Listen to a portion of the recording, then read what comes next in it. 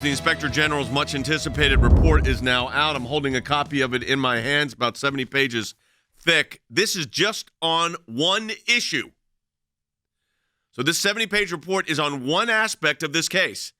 And the one aspect is the issue of James Comey's leaking of the memos. Now, you recall earlier this month, the Department of Justice said they're not going to prosecute Comey on that issue criminally. The report describes the investigation of the Inspector General regarding this issue. Again, just the issue of the memos. And then it defines a number of memos. And let me talk to you about those. So memo number one is a memo of the president's, James Comey's first meeting with the president, which occurred on January 6th, 2017 at Trump Tower, part of a briefing of the president-elect on intelligence.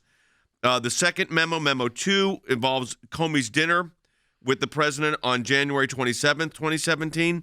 Memo 3, Comey's interactions at the West Wing earlier that afternoon with then Chief of Staff Reince Priebus and then Security Advisor Michael Flynn and President Trump.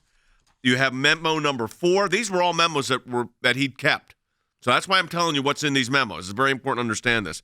The memo was regarding James Flynn. It was a 2-page memo regarding his interactions in the Oval Office that day in a multi-person briefing. These meetings occurred one day after Michael Flynn resigned as President Trump's national security advisor. Memo 5 was a 4-line email to Rybicki. Remember, that was his chief of staff, memorializing a telephone call he had with the president that day. Then another memo, number 6, was a 10-minute call with the president. And this is, he has information about his conversations with the president. This is what's important here. James Comey took these memos, and some of them went to the press, one of them in particular. But he took these memos outside of the FBI. He took them home. I mean, there are a whole host of things that were done here that isn't appropriate. Now, it did not, this was a declination, though, of prosecution. They decided not to prosecute James Comey on this issue. This doesn't address all the other issues that are being investigated right now. It's just on this. But the fact that he avoided prosecution doesn't mean he was exonerated, to use a phrase that goes around a lot these days.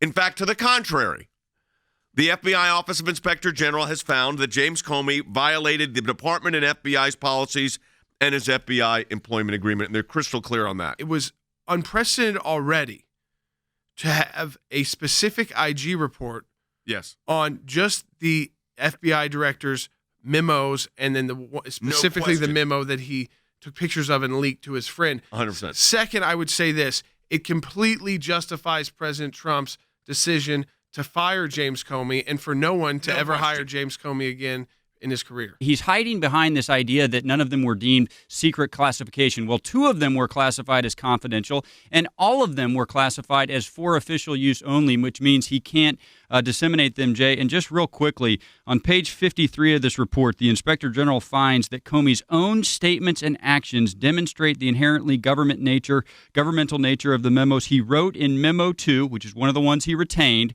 that he was attempting to recount in some detail only those parts that related in some way to his work. So, Jay, if he was only recording in the memo those things that pertain to his work, then how could these be personal documents like a will or a diary, which he claimed is why he kept them?